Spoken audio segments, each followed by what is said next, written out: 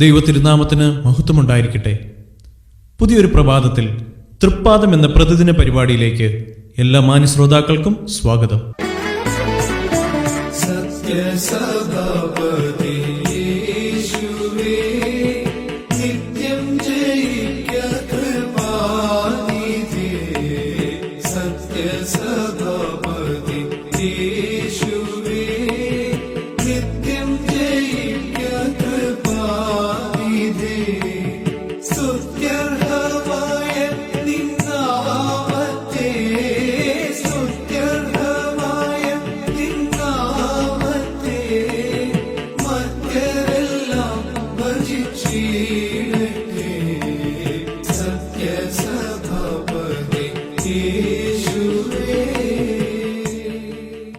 മരണാനന്തര ജീവിതം എന്ന വിഷയത്തെ ആസ്പദമാക്കി ദൈവവചനത്തിൽ നിന്നും സംസാരിക്കുന്നത് സഹോദരൻ ജോൺ പി തോമസും സഹോദരൻ ജോൺ സെബാസ്റ്റ്യനും.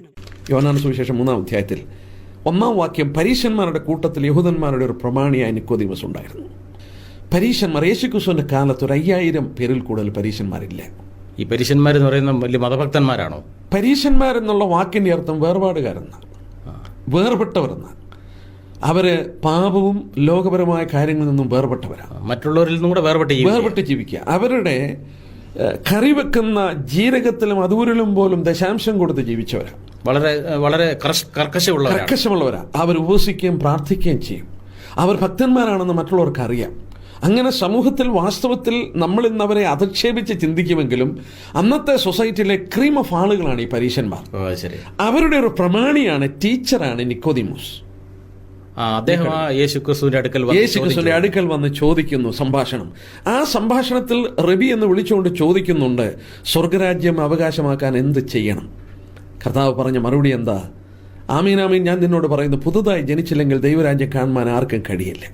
ഈ റബിയുടെ ചോദ്യം ഇന്നത്തെ ജനകോടികളുടെ ചോദ്യമാണ്. സ്വർഗത്തിൽ പോകാൻ, മോക്ഷത്തിൽ പോകാൻ എന്ത് ചെയ്യണം? യെസ്, കർത്താവ് യേശുക്രിസ്തു പറഞ്ഞ എന്താ? പുതുതായി ജനിക്കണം. അതെങ്ങനെ സാധിക്കും? അത് നിക്കോദീമോസ് ചോദിച്ചു. ഞാൻ വൃദ്ധനായ ശേഷം അമ്മയുടെ ഗർഭത്തിൽ കയറി ജനിക്കുകയാണോ? അല്ലേ. യേശുക്രിസ്തു പറഞ്ഞു, വെള്ളത്താലും ആത്മാവിനാലും ജനിക്കണം. വെള്ളത്താലും ആത്മാവിനാലും. അതെങ്ങനെയാ സംഭവിക്കുന്നത്? ഈ ക്രൈസ്തവ സഭയുടെ മാമോദീസ, വെള്ളം മാമോദീസ അല്ല. മാമോദീസ കൊണ്ടൊരു ജന്മം കൊടുക്കില്ല. അങ്ങനെയാണെങ്കിൽ അത് വളരെ എളുപ്പമായിരുന്നു. ക്ഷമിക്കണം പറയുമ്പോൾ ഇന്ന് ഈ പുരോഹിതന്മാരിൽ ഒരു കൂട്ടം ആളുകളെ പിതാക്കന്മാർ ഫാദേഴ്സ് എന്ന് വിളിക്കുന്നുണ്ട്. ഫാദേഴ്സ് എന്ന് വിളിക്കാൻ കാരണം ഇതാണ്. അവർ മാമോദീസ കൊടുക്കുമ്പോൾ അവർക്ക് ജന്മം കൊടുക്കുന്നു എന്നുള്ളത് കൊണ്ടാണ് പിതാക്കന്മാരെന്ന് അവരെ വിളിക്കുന്നത്, ഫാദേഴ്സ്. എന്നാൽ വളരെ വ്യക്തമായിട്ട് ദൈവവചനത്തിൽ രേഖപ്പെടുത്തിയിട്ടുണ്ട്, നിങ്ങൾ വീണ്ടും ജനിച്ചിരിക്കുന്നത് കെടുന്ന ബീജത്താലല്ല, കെടാത്തതിനാലും ജീവനുള്ളതും നിലനിൽക്കുന്നതുമായ ദൈവത്തിൻ്റെ വചനത്താലാണ്. ദൈവവചനമാണ് ദൈവത്തിൻ്റെ വിത്ത്. ദൈവവചനത്താലാണ് ഒരു മനുഷ്യന് വീണ്ടും ജനം ഉണ്ടാകുന്നത്. ദൈവവചനത്താലും ആത്മാവിനാലും വീണ്ടും ജനം സംഭവിക്കുന്നു. ദൈവവചനത്തിന് വെള്ളമെന്ന വചനത്തിൽ ഉപയോഗിച്ചിട്ടുണ്ട്. എഫേസ്യർ 5-ാം അധ്യായം. അവൻ അവളെ വചനത്തോടുകൂടിയ ജലസ്നാനത്താൽ പിടിപ്പാക്കി കറയും കളങ്കവുമില്ലാത്തവളെ തന്നെത്താൻ നിർത്തേണ്ടതിന് ഏൽപ്പിച്ചു കൊടുത്തു. അപ്പോൾ വെള്ളത്താലും ആത്മാവിനാലും ജനിക്കണം എന്ന് പറയുമ്പോൾ ദൈവവചനത്തിന്റെ സ്വാധീനതയാൽ ദൈവവചനം കേൾക്കുമ്പോൾ പരിശുദ്ധാത്മാവിന്റെ പ്രേരണയാൽ ആ മനുഷ്യൻ ക്രിസ്തുവിനെ സ്വീകരിക്കുമ്പോൾ ഉണ്ടാകുന്ന ആന്തരിക മാറ്റം അല്ലേ? ഹൃദയം ഭാഗമായി വിനയപ്പെട്ട് ദൈവവചനത്തിന്റെ പ്രക്രിയ നടക്കുമ്പോൾ ആ ദൈവവചനത്തിന് പറഞ്ഞിരിക്കുന്നത് ദൈവത്തിന്റെ വിത്ത് ബീജമെന്നാണ്. ഓക്കെ. ആ ദൈവവചനം ആ ഹൃദയത്തിൽ ക്രിയ നടക്കുമ്പോൾ പരിശുദ്ധാത്മാവ് കൂടെ പ്രവർത്തിക്കുന്നു. വീണ്ടും ജന്മം സംഭവിക്കുന്നു, ആന്തരിക മാറ്റം സംഭവിക്കുന്നു. മരിച്ചുപോയ ദൈവസംബന്ധമായി മരിച്ചുപോയ ആത്മാവിന് വീണ്ടും ജനനം ഉണ്ടാകുന്നു. ശരി. അതാണ് കർത്താവ് പറയുന്നത്, നീ വീണ്ടും ജനിച്ചില്ലെങ്കിൽ സ്വർഗരാജ്യം കാണില്ല. ഞാൻ ഒരു വാക്കൂടെ അത് വിശദീകരിക്കാൻ പറയാം. കർത്താവ് പറഞ്ഞ മുടിയനായ പുത്രന്റെ ഉപമ വളരെ പ്രസിദ്ധമല്ലേ? അത് കാണാതറിയാവുന്ന സൺഡേ സ്കൂൾ തൊട്ട് നാം പഠിക്കുന്നുണ്ട്. അവിടെ പറഞ്ഞ വാക്കുകൾ അപഗ്രഥിച്ചാൽ ഇത് മനസ്സിലാകും. ആ ഇളയ പുത്രൻ ദൂരവേ കഴിഞ്ഞു, പിതാവുമായിട്ട് ബന്ധമില്ല. അവൻ തിരിച്ചു വന്ന് പിതാവുമായിട്ട് ബന്ധം ലഭിച്ചപ്പോൾ ആ പിതാവ് പറയുന്ന വാക്ക് കേൾക്കണം, ഈ എൻ്റെ മകൻ മരിച്ചവനായിരുന്നു, വീണ്ടും ജീവിച്ചു. അവൻ മരിച്ചു പോയില്ലായിരുന്നല്ലോ. ഇല്ലേ? പിതാവിനോട് ബന്ധം നഷ്ടപ്പെട്ടിരുന്ന കാലഘട്ടത്തിന് ഉപയോഗിച്ച പദമാണ് മരിച്ചവനായിരുന്നു. പിതാവിനോട് ബന്ധം പുനഃസ്ഥാപിക്കപ്പെട്ടപ്പോൾ ഇവൻ വീണ്ടും ജനിച്ചു. ഇവൻ മരിച്ചവനായിരുന്നു, വീണ്ടും ജീവിച്ചു. ഇത് തന്നെ കർത്താവ് പറഞ്ഞുള്ളൂ. ദൈവസംബന്ധമായി സംസർഗം നഷ്ടപ്പെട്ടു പോയ മനുഷ്യന് ദൈവാത്മാവിൻ്റെയും ദൈവജനത്തിൻ്റെയും പരിവർത്തനത്താൽ വീണ്ടും അവന് മടങ്ങി വന്ന് ദൈവത്തോടൊരു ബന്ധം അവനുണ്ടാകണം. അപ്പോൾ ഒരു മനുഷ്യന് ഈ ജീവനുള്ള ദൈവവുമായിട്ടുള്ളൊരു ബന്ധമില്ലെങ്കിൽ he is like a fish out of water എന്ന് പറയാം അല്ലേ? തീർച്ചയായിട്ടും. അപ്പോൾ ഈ മത്സ്യം കിടന്ന് പിടയ്ക്കുന്ന മത്സ്യം ഏതൊരു തിരയാണോ ആ മത്സ്യത്തെ കൊണ്ടുവന്ന് കരയിലിട്ടത്, ആ തിര തന്നെ വന്നെടുത്ത് ആ മത്സ്യത്തിന് ആശ്വാസം കൊടുക്കുന്ന പോലെ അതെ, കർത്താവ് ഹൃദയത്തിൽ വരുമ്പോൾ ആ സമാധാനം കിട്ടുന്നു അല്ലേ? ആ സമാധാനം കിട്ടുന്നു. അവൻ ദൈവ പൈതലായി മാറുന്നു. അവന് വീണ്ടും ജനനം ഉണ്ടാകുന്നു. ഈ വീണ്ടും ജനനം ദൈവത്തിന്റെ കൃപയാലാണ്, മനുഷ്യന്റെ യാതൊരു പ്രയത്നം കൊണ്ടല്ല. കൃപയാലല്ലോ വിശ്വാസം മൂലം നിങ്ങൾ രക്ഷിക്കപ്പെട്ടത്. അതിന് നിങ്ങൾ കാരണമല്ല, ആരും പ്രശംസിക്കാതിരിക്കാൻ പ്രവൃത്തികളും കാരണമല്ല. ഒരു കർമ്മങ്ങളാലും ഒരു പുണ്യപ്രവൃത്തികളാലും ഇത് സാധിക്കുന്നതല്ല. സ്നാനപ്പെട്ടത് കൊണ്ടോ പള്ളിക്ക് പണം കൊടുത്തുകൊണ്ടോ കുമ്പസാരിച്ചത് കൊണ്ടോ കുർബാന കഴിച്ചത് കൊണ്ടോ പ്രൊട്ടസ്റ്റന്റുകാരുടെ സഭയെ ചേർന്നതുകൊണ്ടും ഒന്നും നടക്കത്തില്ല. ഇത് നടക്കില്ല. ദൈവം ലോകത്തെയാണ് സ്നേഹിച്ചത്, മനുഷ്യവർഗത്തെ. ആ ലോകത്തെ സ്നേഹിച്ച് അവരുടെ രക്ഷയ്ക്ക് വേണ്ടി തന്റെ പുത്രനെ അയച്ച്, ദൈവാത്മാവിനെ ഭൂമിയിലേക്ക് അയച്ച്, ഭൂലോകം ആഗോളമായി സുവിശേഷം പ്രസംഗിക്കപ്പെട്ട് ഇത് കൈക്കൊള്ളുന്ന ദൈവജനം കൈക്കൊള്ളുന്ന മനുഷ്യന്റെ ഹൃദയത്തിൽ പരിശുദ്ധാത്മാവൂടെ പ്രവർത്തിച്ച് മരിച്ചുപോയ അവന്റെ ആത്മാവിന് വീണ്ടും ജനനം സംഭവിക്കുമ്പോൾ അവനൊരു പുതിയ മനുഷ്യനാകുന്നു. നമ്മള് വീണ്ടും ജനനത്തിന് അനുഭവം ലഭിക്കുന്നില്ലേ? ഞാൻ ഒന്നുകൂടെ പറയട്ടെ, എന്റെ മനസ്സിൽ ഓർമ്മ വരുന്നു.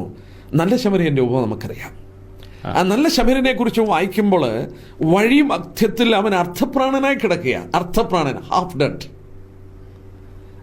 ഡെഡ് ആയിട്ട് അവനെ അവിടെ ഇട്ടിരുന്നാൽ അവൻ തനിയെ മരിച്ചു പോകും. ഭൂമിയിൽ ജനിച്ചിരിക്കുന്ന എല്ലാ മനുഷ്യരും ആ വഴിയിൽ കിടക്കുന്ന മനുഷ്യനെ പോലെ മുറിവേറ്റ മനുഷ്യനാണ്. അവന്റെ ആത്മാവിൽ മുറിവേറ്റ് കഴിഞ്ഞു, അവൻ മരിച്ചുകൊണ്ടിരിക്കുക. ആ മരിച്ച് അവൻ നിത്യനരകത്തിൽ പോകും. എന്നാൽ അവനെ കണ്ട് മനസ്സലിഞ്ഞ ഒരു ശമരിയനുണ്ട്. അവന്റെ അടുക്കൽ വന്ന് അവന് വേണ്ടതെല്ലാം ചെയ്തു കൊടുത്തു. അവന്റെ ചോര ചിന്തി അവനെ രക്ഷ ചെയ്തു. മാത്രമല്ല, അവനെ രക്ഷിച്ചപ്പോൾ ഞാൻ മടങ്ങി വരും എന്നവന് പറഞ്ഞിട്ട് പോകുമ്പോൾ വിശ്വാസഗോളത്തിൽ തന്നെ സ്വീകരിച്ചവർക്ക് ഒരു വലിയ പ്രത്യാശയും അവൻ കൊടുത്തു. അപ്പൊ യേശുക്രിസ്തു ഈ നല്ല ശമരിയാക്കാരന്റെ ഉപമ പറഞ്ഞതിൽ നല്ല ശമരിയാക്കാരനായിട്ട് യേശുക്രിസ്തുവിനെ തന്നെ പ്രസന്റ് ചെയ്യുകയായിരുന്നു ലോകത്തിന്റെ മുമ്പ്. യഹൂദന്മാർ അവനെ പറഞ്ഞല്ലോ, നീ ഒരു ശമരിയൻ, നിനക്ക് ഭൂതമുണ്ട്. അവനെ പരീക്ഷിച്ച് പറഞ്ഞ വാക്കാണ് അവൻ ശമരിയനാണെന്ന്.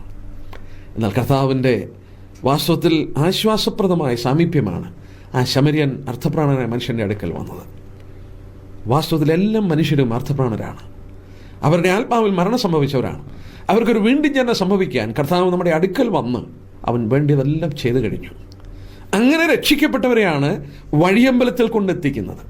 ആ വഴിയമ്പലം ദൈവസഭയാണ്. അവൻ രക്ഷിക്കപ്പെടുന്നവരെ ദിനംപ്രതി സഭയോട് ചേർത്തുകൊണ്ടിരുന്നു. എന്തിന്? അവർക്ക് ഭക്ഷണം വേണം, അവർക്ക് അവിടെ കൂട്ടായ്മ വേണം, അവർക്കവിടെ സുരക്ഷിതത്വം വേണം, അവർക്കവിടെ കരുതൽ വേണം. ഇതെല്ലാം ആ വഴിയമ്പലത്തിൽ കൊടുക്കുന്നു.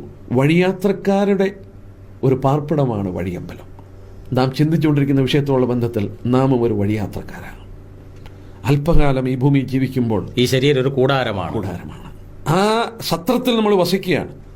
അവിടെ കൂട്ടായ്മ അനുഭവിച്ച് അവൻ മടങ്ങിവരുമെന്ന് പറഞ്ഞിട്ട് പോയി. സാറേ, മനുഷ്യൻ ഈ ശാസ്ത്രയുഗത്തിൽ അവൻ ചന്ദ്രനിൽ ചെന്നു, പിന്നെയും പുതിയ പുതിയ നക്ഷത്രങ്ങളിലേക്ക് കുടിയേറിപ്പാർക്കാനുള്ള പദ്ധതികളൊക്കെ തയ്യാറാക്കിക്കൊണ്ടിരിക്കുകയാണ്.